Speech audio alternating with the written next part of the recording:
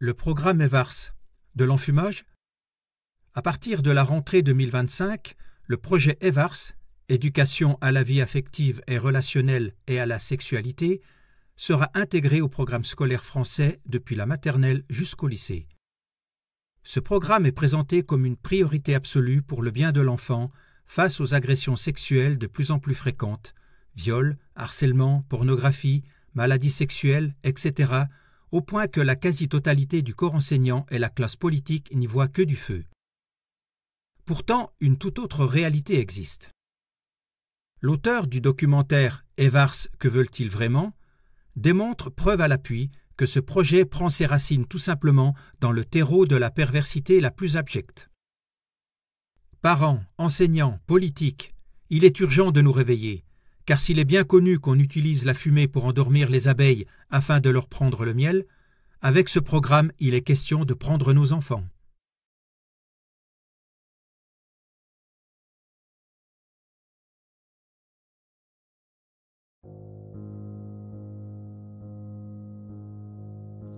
Cette vidéo a été volontairement limitée aux plus de 16 ans. Des thèmes très sensibles y seront abordés, donc si des enfants ou jeunes adolescents se trouvent près de vous, reportez le visionnage à plus tard. Si vous-même êtes très sensible à l'évocation de certains sujets, comme les violences faites aux enfants, soyez prévenus que certains passages seront très pénibles à entendre, tout comme cette enquête a été éprouvante à réaliser. Dans cette démarche de recherche de la vérité, il nous a paru indispensable de chercher au plus noir de l'âme humaine afin de prévenir ce que le futur des décisions politiques nous réserve. Peut-être n'êtes-vous pas encore prêt, vous seul le savez. Il n'y a pas de vérité absolue. Aussi, nous tâcherons au maximum de préciser ce qui relève des faits sourcés et des pures spéculations de notre part. Partir d'événements factuels pour imaginer le futur est, nous semble-t-il, le meilleur moyen de l'anticiper. Certains appelleront ça du complotisme, d'autres du bon sens.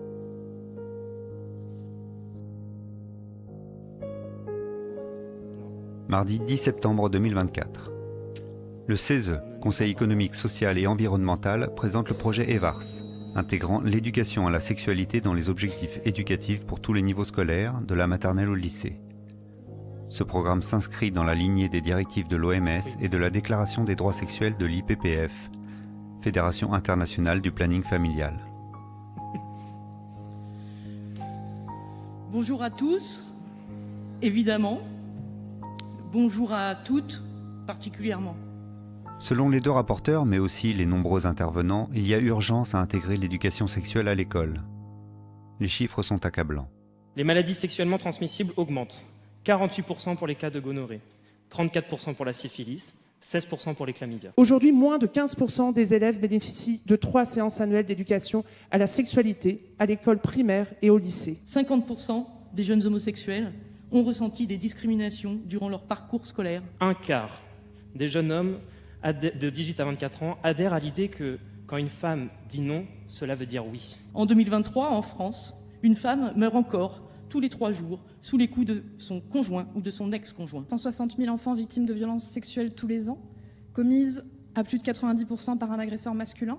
77% des violences sexuelles sur les enfants se déroulent au sein de la famille. Près de 7 victimes de violences sexuelles sur 10 sont des femmes de 18 à 34 ans. En 2022, une femme sur 5 de 18 à 24 ans déclare avoir subi déjà un viol ou une agression sexuelle. C'est à 10 ans que les enfants sont exposés en moyenne pour la première fois à la pornographie. Les enfants, par exemple en situation de handicap, ont un risque 3 fois plus élevé d'être victimes de violences sexuelles. 31% des jeunes femmes ou hommes interrogés en 2021 et âgés de moins de 24 ans déclarent être mal informés sur le VIH. 17% des personnes âgées de 15-24 ans déclarent n'avoir jamais reçu d'éducation à la vie affective et sexuelle. 2 tiers des enfants de moins de 15 ans et 1 tiers des enfants de moins de 12 ans ont déjà eu accès à des images pornographiques. Les violences sexuelles s'exercent à des taux toujours plus alarmants. 23% pensent que le sida peut être transmis en embrassant une personne séropositive. L'usage des préservatifs chez les jeunes diminue de près de 10%. Un ou une enfant meurt toutes les semaines sous les coups de ses parents. Les taux de MST augmentent. 160 000 enfants sont chaque année victimes de violences sexuelles. Ces chiffres nous assomment, donnent le tournis, nous culpabilisent aussi. On nous parle des droits de l'enfant, bien sûr, mais aussi du droit des femmes.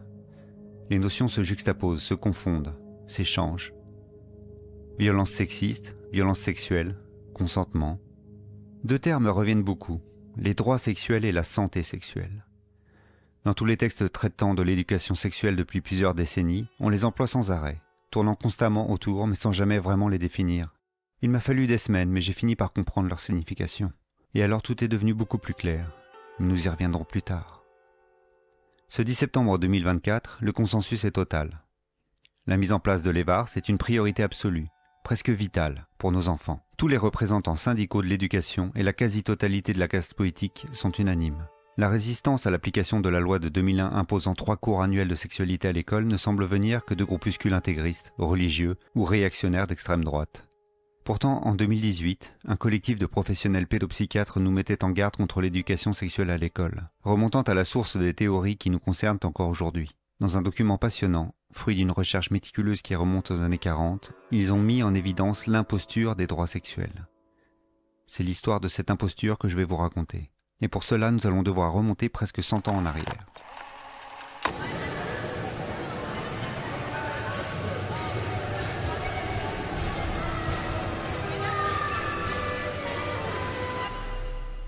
Je pensais tout connaître de Kinsey, en tout cas beaucoup de choses. Peut-être le pensez-vous aussi. Mais faire des recherches sur cet homme s'apparente à une plongée vertigineuse dans le terrier du lapin. Avant de déterminer l'impact considérable que cet homme a eu, et encore aujourd'hui, sur nos vies, il faut le présenter. Mais par où commencer? Nous allons utiliser le principe de l'iceberg, ce même que vous avez sans doute déjà croisé sur Internet. Comment cela fonctionne-t-il? Eh bien, nous allons partir de la partie immergée de l'iceberg, l'histoire de Kinsey que tout le monde ou presque connaît, celle accessible par une simple recherche Google, un résumé Wikipédia ou quelques articles dans la presse généraliste. Puis nous irons sous la surface, révélant certains aspects moins connus ou pudiquement qualifiés de controverses ayant trait à Kinsey. Et de strate en strate, plus nous descendrons vers les abysses, plus les éléments seront obscurs, méconnus, voire totalement inconnus du grand public. Et la descente va être longue. Mais commençons par la partie visible de cet iceberg. Alfred Kinsey est un entomologiste américain né en 1894 dans le New Jersey. Ses parents sont des chrétiens méthodistes et lors de son enfance, le jeune Alfred ne côtoie que très peu de personnes extérieures à son église. Lorsqu'il se découvre bisexuel à l'adolescence, Kinsey vivra très mal la répression faite aux homosexuels et la condamnation par l'église de l'homosexualité, et même de la sexualité dans son ensemble. Il développe alors des pratiques masturbatoires sadomasochistes, pris entre ses penchants naturels et son environnement religieux. Étudiant brillant et studieux, il obtient en 1919 son doctorat en biologie à l'université de Harvard et commence à enseigner à l'université de l'Indiana. C'est pendant cette période qu'il renonce à la religion et se déclare athée, ne croyant plus qu'en la science. Grand spécialiste des insectes et particulièrement des guêpes, il contribue grandement à la collection du musée d'histoire naturelle de New York. Il se marie en 1921 et devient père de 4 enfants. Sa femme et lui vivront en union libre et Kinsey aura plusieurs amants. Lors de ses cours de biologie à l'université, Kinsey remarque un phénomène curieux. Les questions de fin de cours de ses étudiants dérivent presque immanquablement vers la sexualité humaine. Poussé alors par sa curiosité scientifique, Kinsey entreprend au milieu des années 40 une vaste étude de la sexualité humaine. Grâce à la bourse de la Fondation Rockefeller, il monte l'Institut Kinsey et réunit une équipe de scientifiques. Pendant plusieurs années, interrogeant sans relâche des milliers de personnes grâce à des questionnaires très précis qu'il a lui-même élaborés. How did you first find out about masturbation? I invented it, son. Sometimes I tie a rope around my balls when I jerk off. And what other masochistic acts do you enjoy? Does that mean queer? How often do you have intercourse? 2 or 3 times. Kinsey et ses collaborateurs vont accumuler un nombre incroyable de données concernant la sexualité humaine. Selon Alain Giammi, chercheur en sciences sociales, Kinsey veut élaborer une connaissance essentiellement descriptive des pratiques effectives, dépourvues de toute connotation morale et de tout jugement a priori. Kinsey représente la figure archétypale du scientifique victorien dépassionné, ne croyant que les données recueillies grâce à une méthodologie éprouvée. Ces données, amassées au cours de plus de 10 000 interviews, constituent une base de données étudiée, explorée et citée dans de nombreuses études sur le sexe jusqu'à nos jours. Kinsey publie en 1948 « Le comportement sexuel de l'homme », suivi en 1953 par « Le comportement sexuel de la femme », 2 ouvrages connus ultérieurement sous le nom des rapports Kinsey. Dès la sortie du premier recueil, tout va changer pour Alfred Kinsey. Le petit entomologiste spécialiste des abeilles devient du jour au lendemain une superstar. Les rapports Kinsey vont à la fois choquer et enthousiasmer l'Amérique puritaine d'après-guerre. On ne parle plus que de ça. Kinsey fait la une des journaux, notamment du Times. Apparaît même dans des chansons.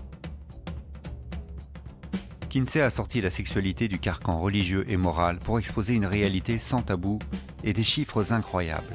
37% des sujets mâles ont vécu au moins une expérience homosexuelle et 10% sont plus ou moins homosexuels pendant au moins 3 mois entre 16 ans et 55 ans. 50% de tous les hommes mariés ont eu des relations sexuelles extra-conjugales. Environ 26% des femmes dans la quarantaine avaient eu une relation hors mariage. Entre 1 et 6 et 1 sur 10 des femmes âgées de 26 à 50 ans avaient des relations sexuelles hors mariage. 12% des femmes et 22% des hommes ont rapporté avoir eu une réaction sexuelle face à une histoire sadomasochiste. Avec ses travaux, Kinsey a révélé que des sexualités considérées comme marginales et bien souvent condamnées pénalement étaient bien plus répandues que ce que l'on pourrait croire. Les relations avant le mariage, l'adultère, la masturbation, l'homosexualité, le sadomasochisme, la prostitution, la bisexualité. Il meurt le 25 août 1956, à l'âge de 62 ans, d'une maladie de cœur et de pneumonie. Voilà. Voilà pour la partie immergée de l'iceberg. Si vous tapez le nom de Kinsey dans un moteur de recherche aujourd'hui, vous retrouverez plus ou moins la même chose. En bon marronnier éditorial, le sujet Kinsey revient régulièrement dans la presse, ressortant quasi invariablement le même narratif. Celui du scientifique débonnaire, au nœud papillon, qui a initié la révolution sexuelle et ouvert l'Amérique, si ce n'est le monde, au plaisir jusque-là défendu. Descendons maintenant sous la surface, et plongeons vers les eaux claires. La méthodologie Kinsey. En avril 1951, un comité de la Société américaine de statistique est chargé d'évaluer les recherches de Kinsey. L'un de ses membres, John Tukey, se montre très critique, notamment quant au choix des personnes interrogées. Il aurait mieux valu 3 personnes au hasard qu'un groupe de 300 personnes sélectionnées par Kinsey. En effet, parmi l'échantillon d'hommes interrogés par Kinsey et de l'aveu même de ses anciens collaborateurs, 55% étaient des détenus ou d'anciens prisonniers, 5% étaient des prostituées masculins, 26% des hommes blancs étaient des délinquants sexuels. Kinsey se défendra ainsi. Notre étude tient compte de toutes sortes d'individus et de tous les aspects du comportement sexuel. Les cas étudiés ainsi que les résultats obtenus sur chaque cas ont été choisis sans aucune notion préconçue de rareté ou de banalité, de normal ou d'anormal, de valeur morale ou sociale. Une telle discrimination aurait empêché d'établir les faits de façon précise. Ainsi, Kinsey se dédouane d'une critique portant sur la validité statistique d'une étude en invoquant des biais moraux et l'imposition d'une norme liée au contexte culturel et sociologique, l'éloignant ainsi de la démarche scientifique. Cette objection serait valable si les rapports Kinsey ne se présentaient uniquement comme une étude exhaustive de toutes les formes de sexualité humaine, des plus courantes aux plus marginales. Mais l'immense impact de ces rapports sur la société américaine de l'époque reposait essentiellement sur les chiffres statistiques énoncés plus haut, sans arrêt mis en avant par la presse et les commentateurs. En aucun cas, l'échantillon choisi par Kinsey ne peut être représentatif de la société américaine dans son ensemble, et il n'est pas besoin d'un diplôme en statistique pour comprendre qu'il s'agit là d'une énorme fraude scientifique. N'oubliez pas que les rapports Kinsey et les chiffres mis en avant par ces ouvrages sont encore cités aujourd'hui par de nombreux textes officiels. La véritable sexualité de Kinsey.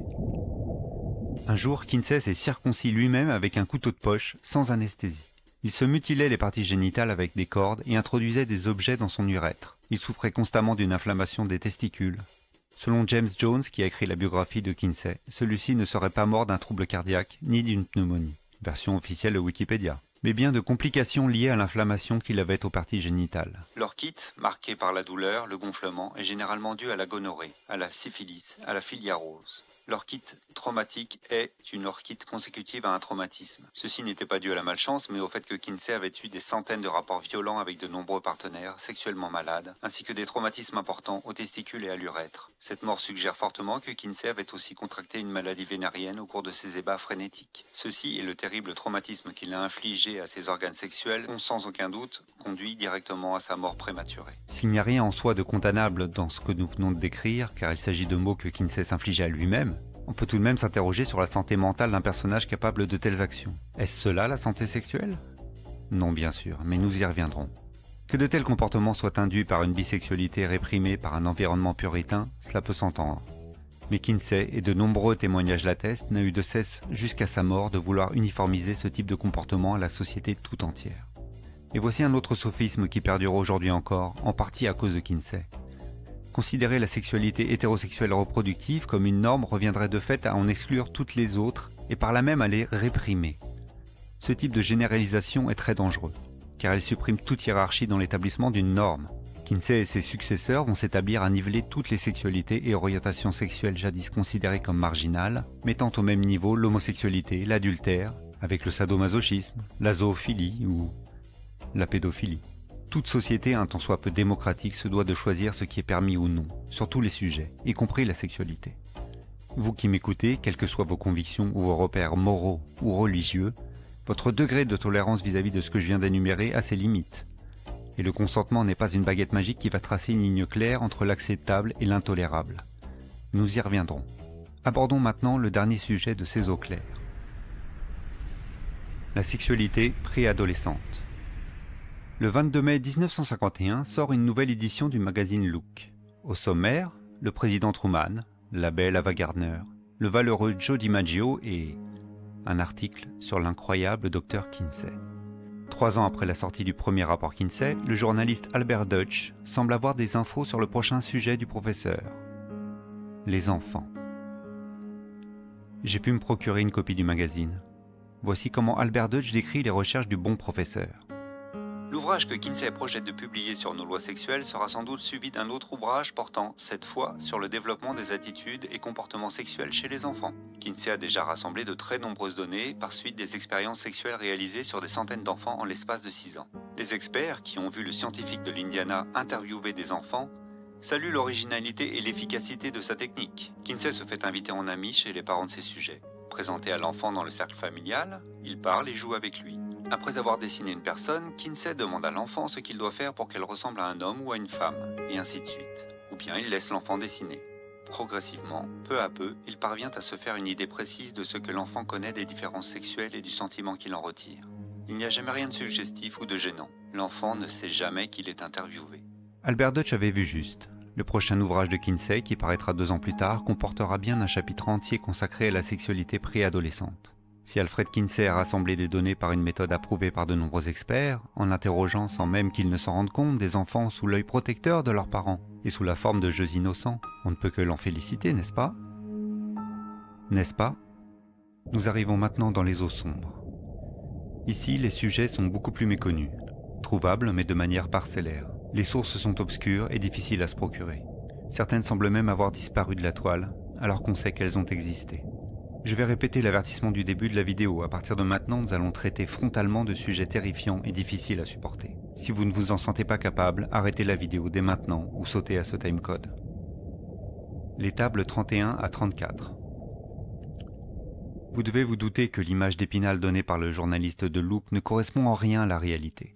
Y croyait-il lui-même? C'est difficile à dire. Mais un simple examen des différents tableaux déjà présents dans le premier livre de Kinsey aurait déjà dû interpeller. En particulier les tableaux 31 à 34. Ce qu'ils décrivent est monstrueux.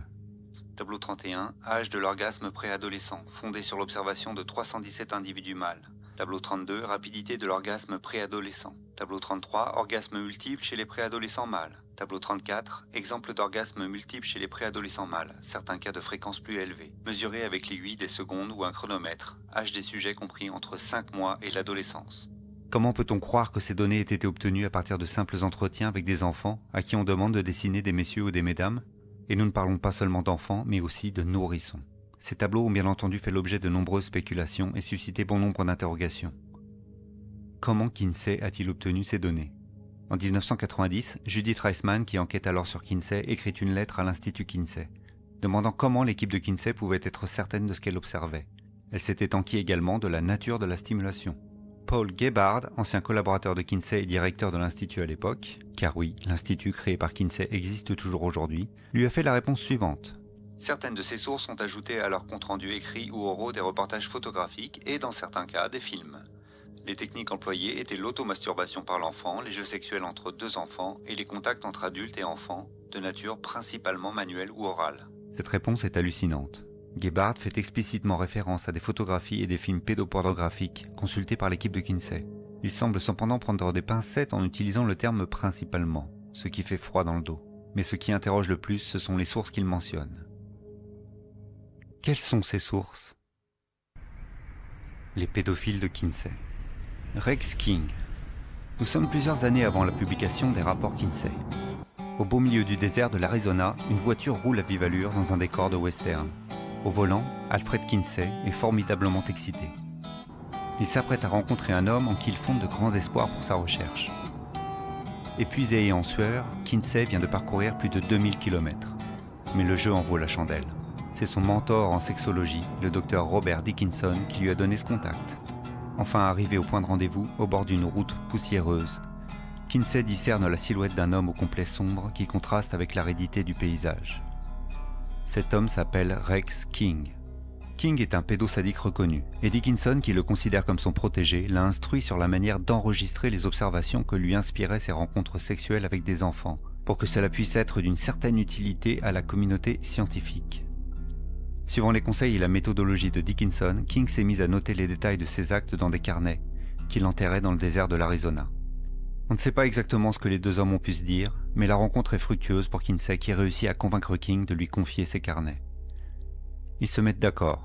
Afin de protéger l'identité de King, Kinsey le surnommera désormais Mr. Green. De retour à la maison, Kinsey confie les dossiers à sa femme qui va les dactylographier et les ranger dans des classeurs rouges. Ces dossiers contiennent les détails d'abus sexuels commis par King sur plus de 800 enfants depuis 1917. Les classeurs rouges sont encore aujourd'hui conservés dans les archives de l'Institut Kinsey. Kinsey s'entretiendra avec King par correspondance pendant plus de 3 ans. Kinsey à Mr. Green. Je vous félicite pour l'esprit de recherche qui vous a poussé à collecter des données sur toutes ces années.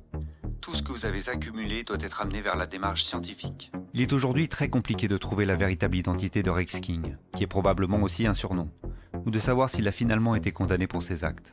En réalité, les plus grandes preuves de son existence proviennent de l'Institut Kinsey lui-même, qui n'aura de cesse de le protéger durant toutes ces décennies, tout en admettant qu'il a constitué une source primordiale pour les rapports Kinsey. D'après plusieurs sources difficilement vérifiables, King aurait été un employé du gouvernement qui sillonnait les routes américaines dans le cadre de sa fonction, faisant de lui un prédateur redoutable.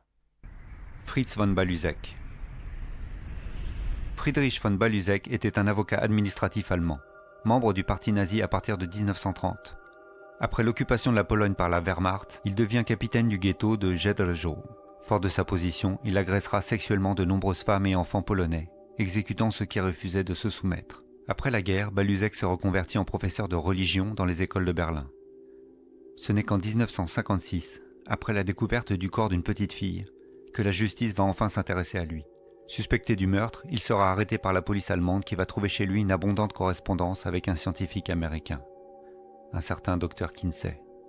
Ces lettres seront très instructives pour les officiers berlinois qui vont vite comprendre que Balluseck était un prédateur pédophile. Ils apprendront également que Balluseck, à l'instar de Rex King et probablement à la demande de Kinsey, détaillait tous ses crimes dans des carnets qu'il envoyait à Kinsey. Avant le procès, afin de prouver la culpabilité de Balluseck, la police fera officiellement la demande à Kinsey de leur remettre ses carnets. Kinsey refusera fermement, menaçant même de brûler les carnets plutôt que de les donner à la police. Lors du procès, le juge demandera à von Balluseck. « J'ai cette impression que vous avez approché ces enfants afin d'impressionner Kinsey et lui fournir du contenu. » Réponse de von Balluseck. « Kinsey lui-même me l'a demandé. » Balluseck ne sera jamais condamné pour meurtre, mais plaidera coupable pour les viols d'une trentaine d'enfants. Il ne fera que 6 ans de prison. L'Institut Kinsey détient toujours les journaux de Balluseck et Rex King. Voici dans un documentaire de 1998 ce que le directeur de l'Institut Kinsey, John Bancroft, a affirmé. Kinsey, dans tous ses écrits, a toujours été très clair. Comme il la voyait, sa tâche était de trouver le plus possible d'informations sur la sexualité humaine. Il recherchait ces informations où qu'il puisse les trouver. Il a toujours affirmé que son rôle de scientifique n'était pas de porter des jugements. Il est inconcevable, dans un travail de recherche, de garantir la confidentialité à quelqu'un pour ensuite le dénoncer à la police. Ce serait immoral au plus haut point. Il est intéressant de noter que ce John Bancroft, directeur de l'Institut Kinsey jusqu'en 2004, a démarré sa carrière dans la recherche en testant des thérapies à base d'électrochocs afin de guérir des patients homosexuels, travestis et pédophiles. On peut citer également au moins 5 directeurs d'écoles pédophiles et d'autres criminels qui lui auraient fourni des données sur les abus sexuels qu'il pratiquait sur des enfants, mais également des films que Kinsey visionnait avec son équipe.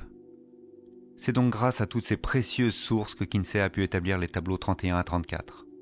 Et la première conclusion qu'il va en tirer, qui va devenir un dogme et un leitmotiv jamais contesté dans tous les textes relatifs à l'éducation sexuelle, est que l'enfant est un être sexuel dès la naissance. Nous pouvons donc remercier King, Balluseck et Kinsey pour cet inestimable apport à la science.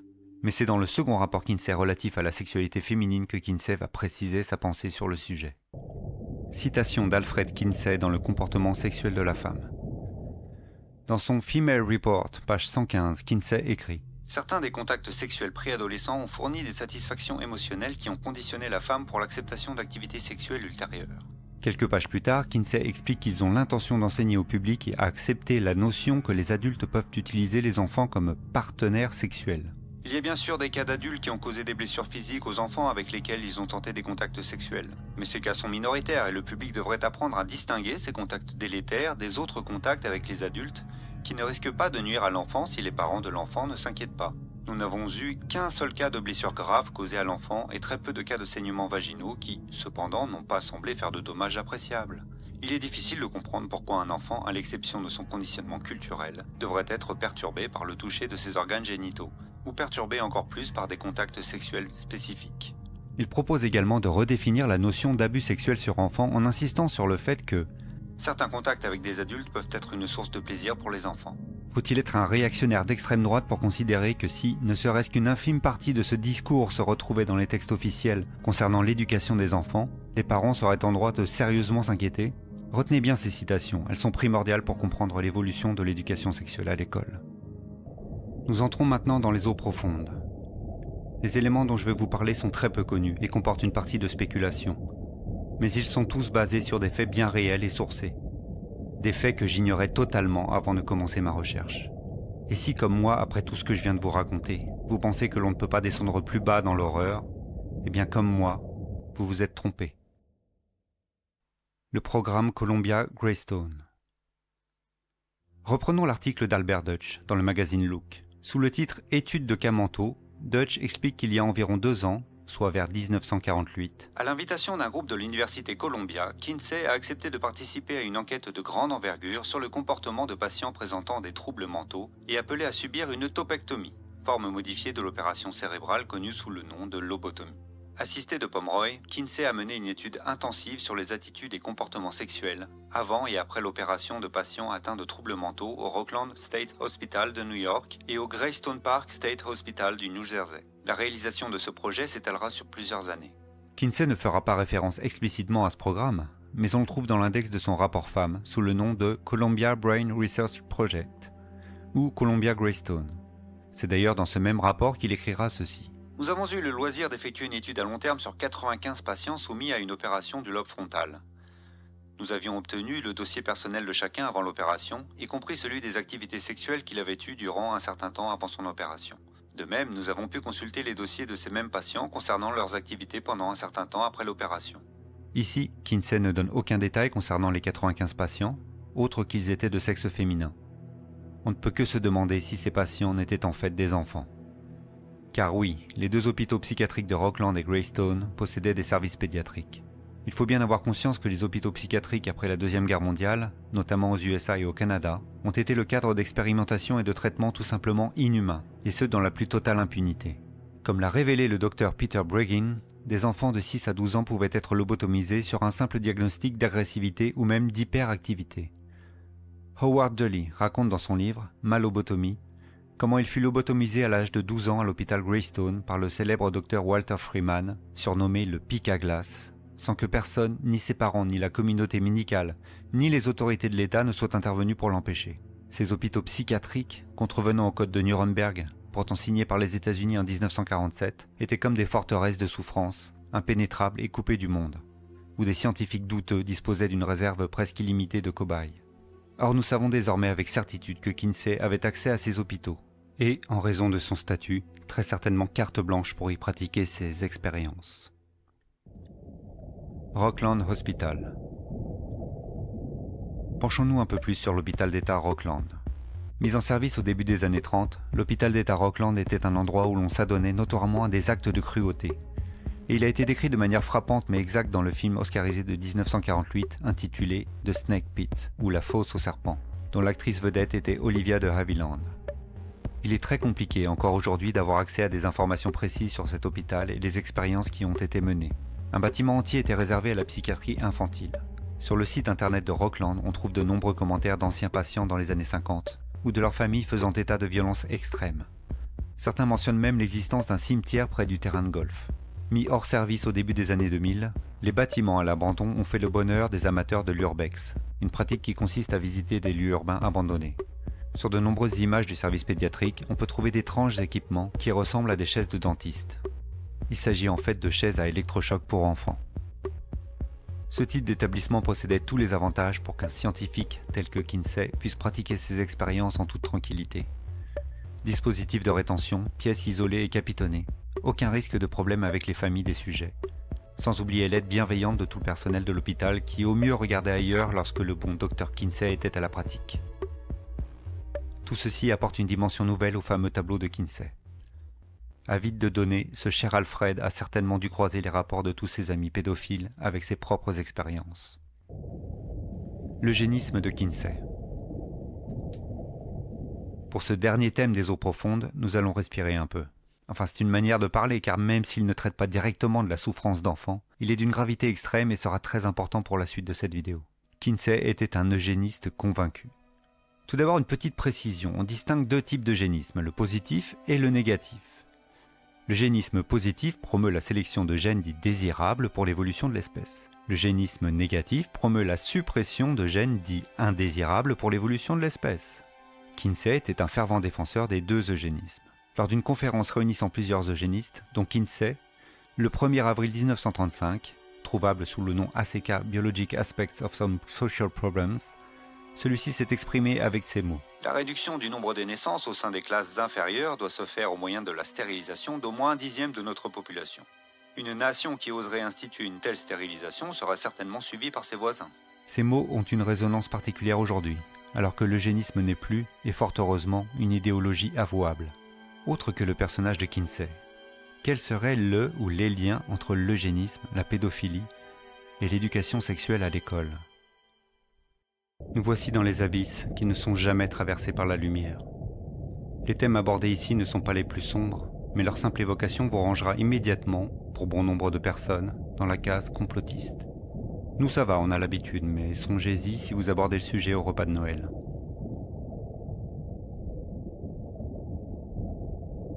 Nous sommes au début des années 60 dans la petite ville rurale de Brandon, située dans le Vermont.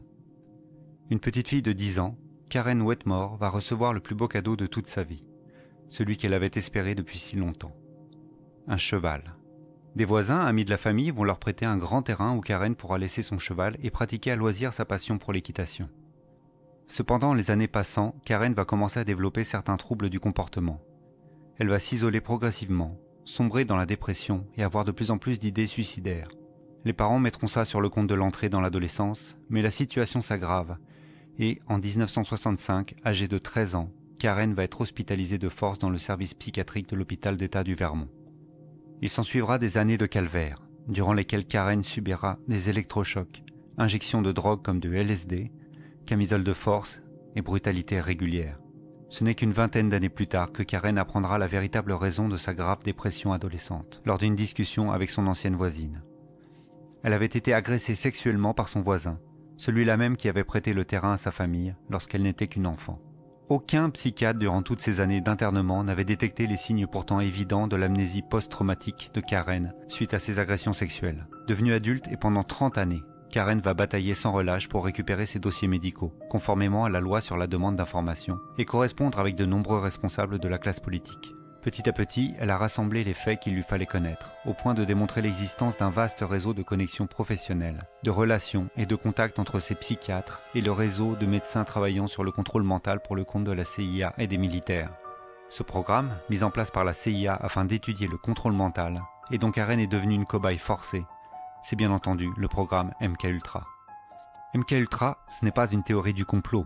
Son existence a été révélée lors de la déclassification de nombreux documents en 1977, puis en 1995, bien qu'une grande partie d'entre eux ait été détruits. Plusieurs articles d'investigation ont révélé au grand public les agissements abjects de ce réseau chaperonné par la CIA et bien souvent financé par la Fondation Rockefeller, comme cet article du New York Times paru en 1977. Les dossiers médicaux que Karen Wetmore a fini par obtenir confirmaient qu'elle avait été sexuellement, émotionnellement et physiquement torturée par des professionnels de la médecine. Ces recherches l'ont également amené à découvrir l'existence du projet Rockland, qui mettait en lien l'hôpital du Vermont, l'université du Vermont, mais aussi l'hôpital Rockland. Ce projet avait lieu au même moment où notre bon Kinsey faisait des expériences dans ce même hôpital. Une autre figure importante du programme sur le contrôle mental était le docteur Donald Ewen Cameron au Canada. Cameron fut le premier directeur de la Land Memorial Institute, établissement psychiatrique de l'université McGill au Canada, où il s'est spécialisé dans les expériences cérébrales sur des adultes et des enfants. Jusqu'en 1965, au moins, Cameron a mené des expériences appelées conduite psychique et déstructuration qui visaient à effacer les souvenirs d'un patient et à les reprogrammer avec de nouvelles croyances et de nouvelles réalités. De nombreuses preuves font le lien entre Cameron et Kinsey. Walter Pomeroy, premier collaborateur de Kinsey, dira lui-même que l'Institut du Dr Cameron était une source utile de cobayes humains. Si l'on tente de tracer un organigramme de toute cette nébuleuse, non exhaustif, lié à ces atroces recherches sous couvert de la science, il se dessine alors assez clairement qui se trouve en haut de cette pyramide d'influence et de financement philanthropique.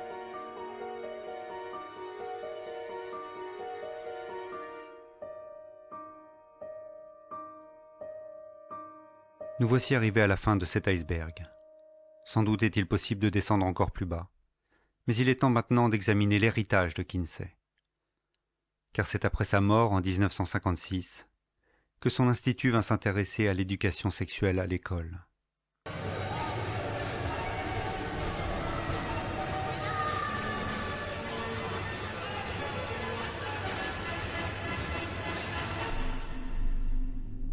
Du côté du diable, ça va. C'est même une période faste. Les puissants de ce monde en témoignent avec un certain zèle. Ceux-là qui manipulent les symboles sataniques, sèment la division, se regroupent en sociétés secrètes, marchent sur les valeurs morales qui maintiennent la cité, font des enfants des marchandises et des salauds des exemples à suivre. Et oui, ça commence sérieusement à sentir le soufre ici-bas. Prenons donc un peu de hauteur et considérons l'aspect cyclique de toute chose. Si aujourd'hui il semble que ce soit le diable qui mène la danse, en réalité, ça ne peut pas durer. Son règne sera court, nécessairement, parce qu'il est la force qui s'oppose au mouvement naturel de la vie. Il divise, il corrompt, il détruit. Or ce faisant, il brûle sa propre maison. La roue de l'univers tourne et rien qui y résiste ne peut subsister longtemps. C'est pourquoi le serpent finit toujours par être terrassé, n'en déplaise à certains tarés qui se prennent pour l'antéchrist. Mais d'ici là, chacun a un rôle à jouer dans cette affaire. Et chacun est libre de choisir ce rôle. Car le diable peut nous tromper, mais il ne peut pas nous contraindre à agir contre notre volonté. Le diable a besoin de notre consentement. Et pour l'obtenir, bien sûr, il doit ruser. Car personne ou presque ne choisirait en son âme et conscience de s'opposer à sa nature. Soyons donc vigilants et évitons de signer un contrat sans avoir lu les petites clauses en bas de la page. D'une façon générale, s'il nous est demandé d'aller à l'encontre de nos valeurs, de notre paix intérieure, de notre cœur ou de notre liberté, méfions-nous. Toujours est-il que rien n'est simple avec le diable, forcément.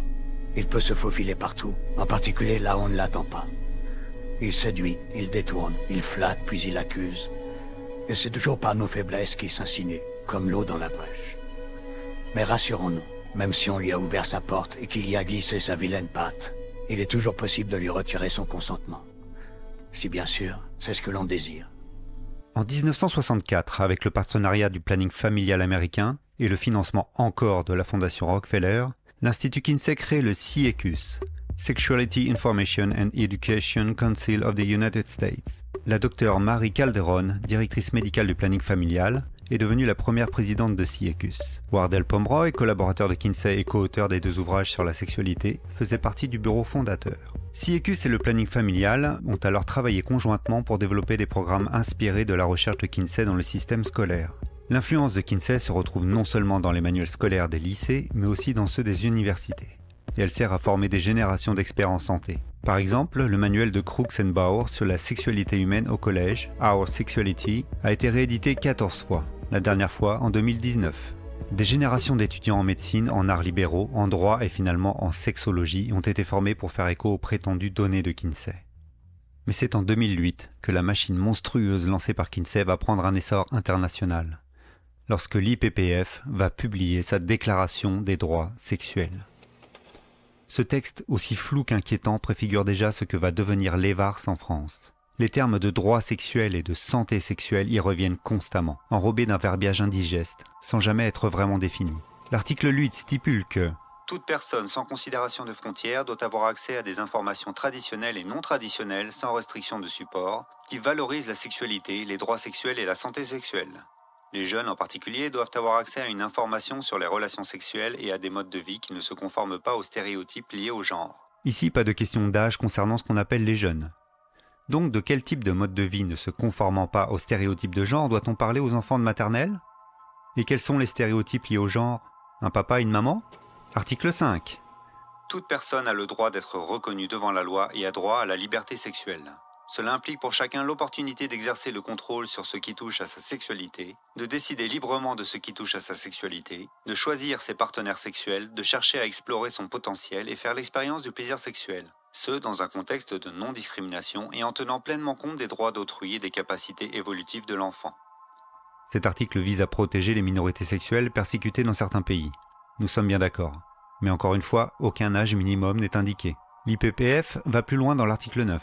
Toute personne a le droit de s'engager librement et avec son plein consentement dans le mariage ou dans toute autre modalité de couple civil disponible à tout à chacun, dans un contexte non discriminatoire et tenant pleinement compte des capacités évolutives de l'enfant. Toujours pas de limite d'âge. Après tout, si l'enfant est consentant. Par ailleurs, tous les enfants et adolescents ont le droit d'être protégés contre toutes les formes d'exploitation, soit la protection contre l'exploitation sexuelle, contre la prostitution des enfants et contre toute autre forme d'abus, de violence et de harcèlement sexuel, comme la coercition d'un enfant à s'engager dans une activité ou une pratique sexuelle et l'utilisation des enfants dans le cadre de spectacles ou de publications à caractère pornographique. Ici, on retrouve sous couvert encore une fois de la notion de consentement une rhétorique propre au discours pédophile. S'il n'y a pas de coercition ni de violence, il n'y a pas de crime. N'oublions pas que la grande majorité des abus sexuels sur les enfants se font par séduction et abus d'autorité. Le traumatisme induit par ces abus empêche la plupart des victimes de s'y opposer. Ce qu'un prédateur et l'IPPF traduiront par « il y avait consentement ». On pourrait penser que le flou et les imprécisions de ce texte sont involontaires, le résultat de maladresse rédactionnelle. La suite va nous prouver que non. En 2010, l'OMS publie les standards pour l'éducation sexuelle en Europe, inspirés directement des principes de l'IPPF. Ce document préconise une éducation sexuelle dès la naissance, en s'appuyant sur les recommandations du Rutgers Niso Group, Pays-Bas, et Sensoa en Belgique, deux associations militantes des droits sexuels. Ces associations n'ont évidemment rien de scientifique et sont des lobbies militants idéologiques. Ils n'ont aucune légitimité à parler du développement psychosexuel de l'enfant.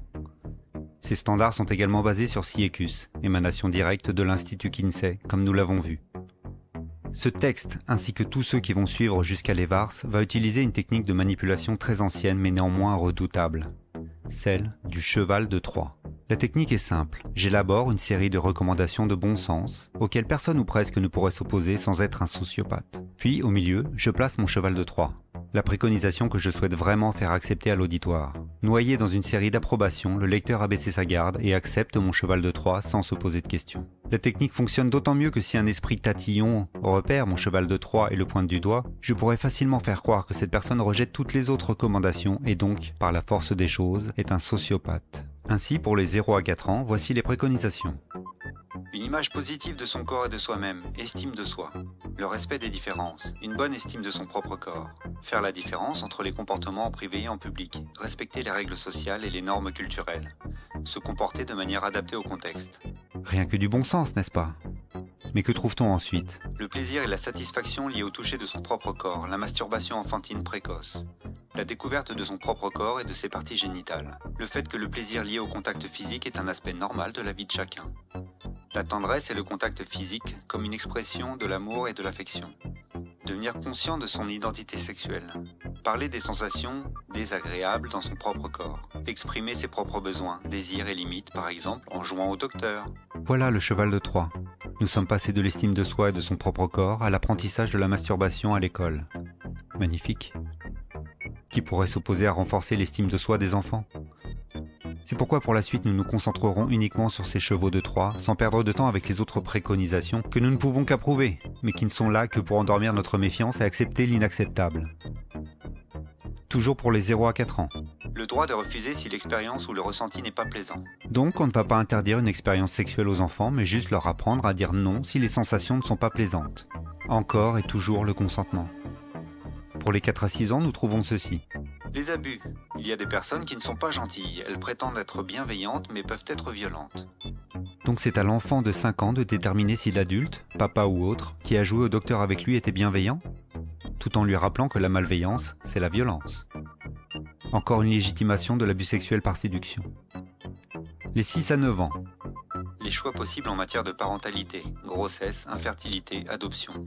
Les connaissances de base en matière de contraception. On peut planifier et décider d'avoir ou non une famille. Les différentes méthodes de contraception. L'exemple mis en avant dans le texte, et par de nombreux partisans de l'éducation sexuelle dès le plus jeune âge, est celui des règles. Tout le monde s'accorde à dire qu'une jeune fille doit en connaître l'existence avant de les avoir. Et bien grâce à l'OMS, votre fille de 6 ans saura non seulement tout sur les règles, mais également sur la masturbation, l'éjaculation, la contraception. Elle aura également l'occasion de décider avant ses 7 ans si elle souhaite avoir des enfants ou pas. Peut-être même si elle se sent fille ou garçon. Qui peut croire que ce schéma respecte les capacités évolutives de l'enfant ? Rappelons que les lobbies pédophiles ont toujours milité pour que le droit de l'enfant à avoir une sexualité soit reconnu, pour que des adultes puissent leur enseigner cet accès à la sexualité. Et ils affirment que la pédophilie n'est qu'une orientation sexuelle parmi tant d'autres et ne doit pas être répréhensible. Comme le rappelle Sophie Audugé dans sa lettre au président du Conseil supérieur des programmes, il y a 6 principes simples à enseigner aux enfants. La sexualité est interdite entre un adulte et un enfant. La sexualité est interdite entre des personnes de même famille. La sexualité sans consentement est un délit puni par la loi. La sexualité relève de l'intime, chacun à son rythme. La sexualité, c'est en privé, en public, c'est un délit. La majorité sexuelle, l'aptitude à consentir, est fixée en France à 15 ans. C'est ce cadre législatif qui pourrait protéger les enfants d'abus sexuels. Or, si on suit les standards éducatifs de l'OMS, l'enfant est un sujet sexualisé à éduquer, destinataire de contenu éducatif à caractère sexuel, par un adulte ayant autorité sur lui, sans avoir consenti, obligé d'y assister et d'y prendre part, en public et ne pouvant s'y soustraire. L'OMS a clairement dévoyé les objectifs de prévention et de protection initialement prévus en 2000 par la loi française. De manière insidieuse, une gigantesque machine s'était mise en route, en surfant sur les inquiétudes légitimes d'une opinion publique qui souhaite protéger les enfants des abus et des risques liés à la sexualité. En 2013, l'ONU adopte un rapport basé sur les standards de l'OMS, imposant l'enseignement obligatoire de l'éducation sexuelle dès l'école primaire. En 2014, l'Institut Kinsey obtient un statut consultatif spécial auprès du Conseil économique et social des Nations Unies, un des 6 organes principaux de l'ONU. En France, le 7 février 2013, signature d'une convention interministérielle pour intégrer la déconstruction des stéréotypes de genre dans les écoles. 13 juin 2016, publication du rapport du Haut Conseil à l'égalité, recommandant une éducation à la sexualité dès le plus jeune âge. 30 mars 2017, adoption de la stratégie nationale de santé sexuelle alignée sur l'OMS et l'IPPF. 30 janvier 2025, adoption du programme EVARS au Conseil supérieur de l'éducation.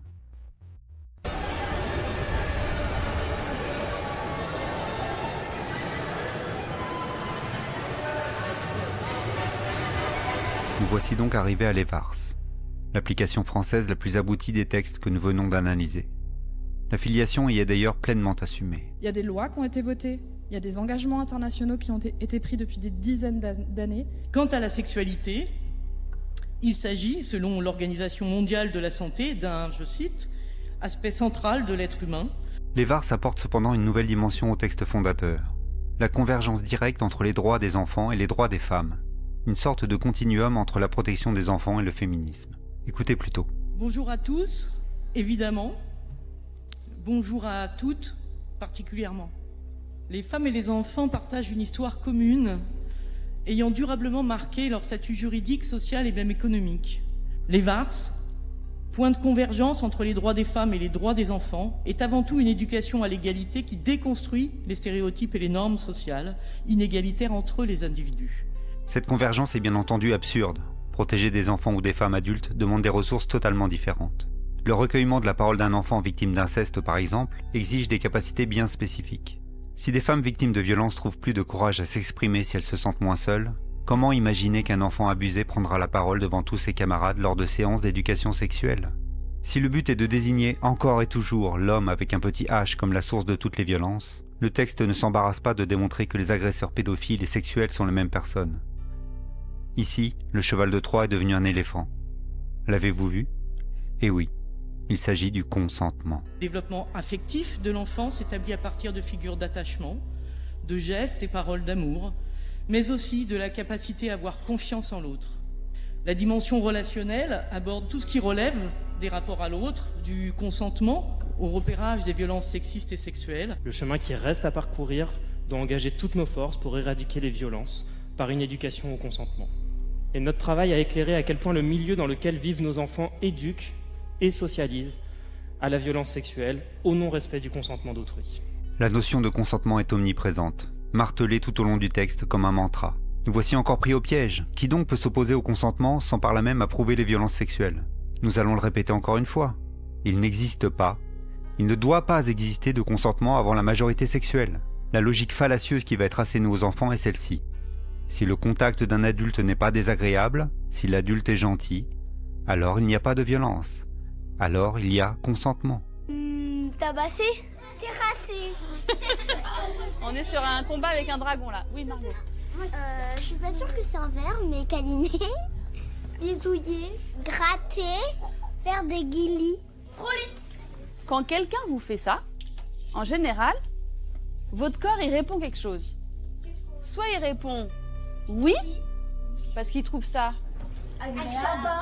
agréable, sympa. Soit il dit non, ça me fait mal, parce qu'il trouve ça désagréable. Vous connaissez ce mot.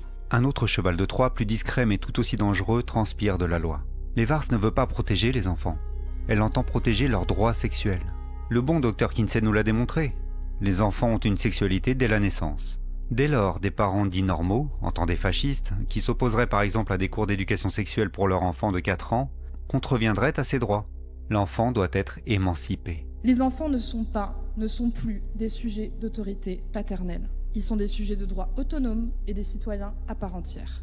À donner les moyens de faire ses propres choix, à respecter ceux d'autrui, à s'émanciper pour devenir de futures citoyennes et citoyens. Que l'éducation des enfants et l'autorité parentale n'est pas naturelle et qu'elle s'exerce sous le contrôle de toute la société.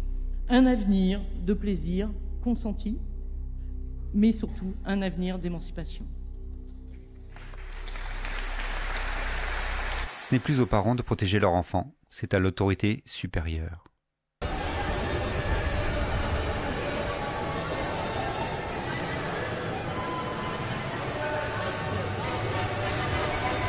Dehors, dans le jardin, c'était la récréation. Nus sous la douce chaleur du soleil de juin, 600 ou 700 petits garçons et petites filles couraient sur les gazons en poussant des cris aigus, ou jouaient à des jeux de balles, ou étaient accroupis en silence par groupe de 2 ou 3 parmi les buissons en fleurs. Le directeur et ses étudiants s'arrêtèrent quelque temps à observer une partie de bagatelle centrifuge. D'un buisson voisin sortit une infirmière, tenant par la main un petit garçon qui hurlait tout en marchant. Une petite fille lui trottait sur les talons avec un air inquiet. « Qu'est-ce qu'il y a » demanda le directeur.